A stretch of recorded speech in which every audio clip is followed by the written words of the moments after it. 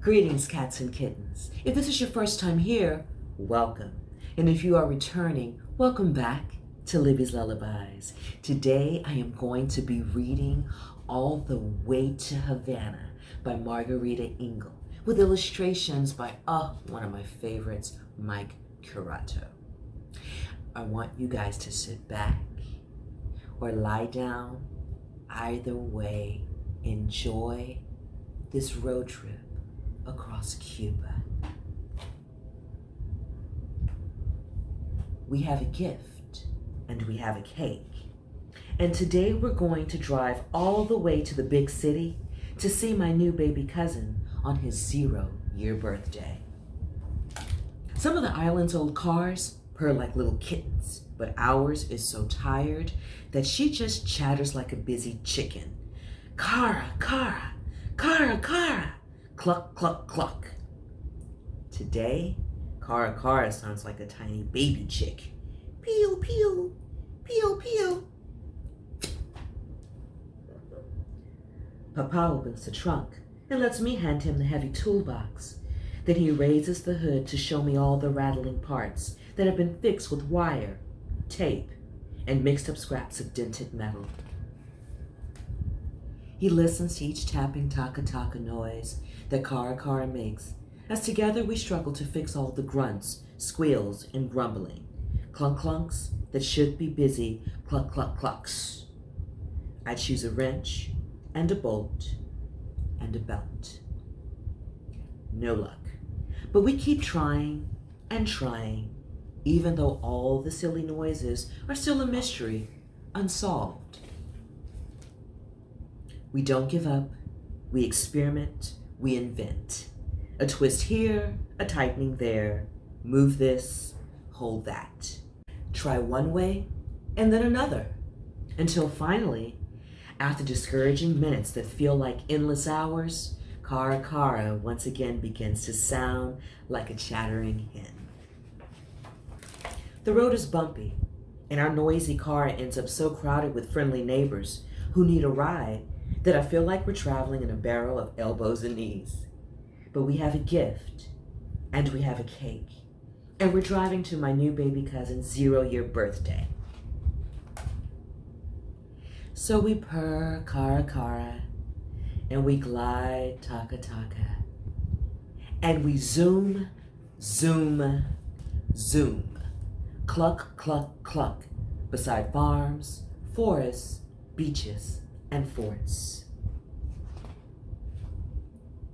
Toward the curved road by the seawall, where Mama points out noisy old cars of every color, yellow, pink, purple, green, orange, and even a bright red car with huge fins like a lurking shark.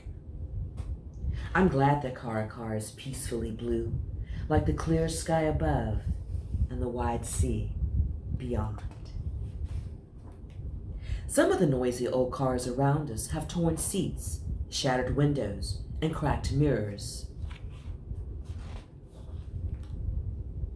Many of the cars roar, growl, whine, or putt-putt. But most just honk, honk, honk as they glide bumpity-bump on potholed city streets, where people can lean over crumbling balconies as laundry dances and a sea breeze sings. When we finally reach Tia's house, I hug Abuelo, and everyone smiles as we admire the funny baby boy who is too little to know how to open a gift, or play with the box and the ribbon, or build a teetering mango and pineapple tower. Mango. After lunch, cake, music, and a happy birthday fiesta, I need a quiet siesta. But when I wake up, I discover that it's already time to start driving home. So we zoom and bump all the way back to our little village, where we will soon have a chance to Cara Cara, taka taka, pio pio clunk, sleep. The next morning, we have to work under the hood once again, never giving up, never losing hope. I'm eager to help Papa guess which tool is best. When he asked me which city trip car I liked most, the answer is easy. Our car.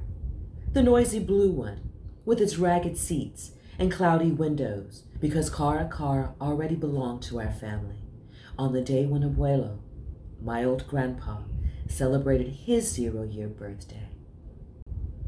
Someday, Abuelo's car will be yours, Papa promises, making me feel as proud and powerful as the bold eagle that makes car's sky blue hood look so brave.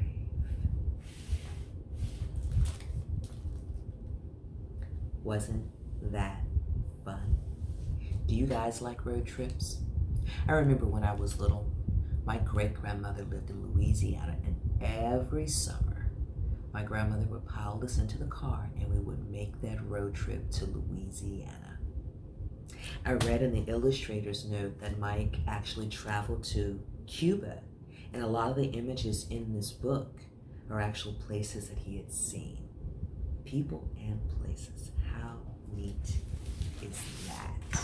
And he brought them to life beautifully, as Mike always does. I'd like to read the author's note.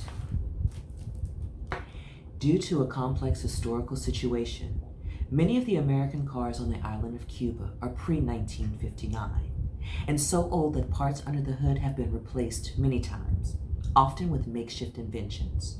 Despite more than half a century of poverty and hardship, the Cuban people remain so creative that they managed to keep machines of all sorts running long past the age when wealthier people would discard them. This simple poem about the island's noisy old cars is intended as an expression of admiration for the everyday ingenuity of poor people everywhere who have to struggle to persevere, create, and invent on a daily basis, never losing hope. Undoubtedly, a boy like the one in this story would dream of modern cars and space-age inventions, along with plans to keep his family's antique car running smoothly.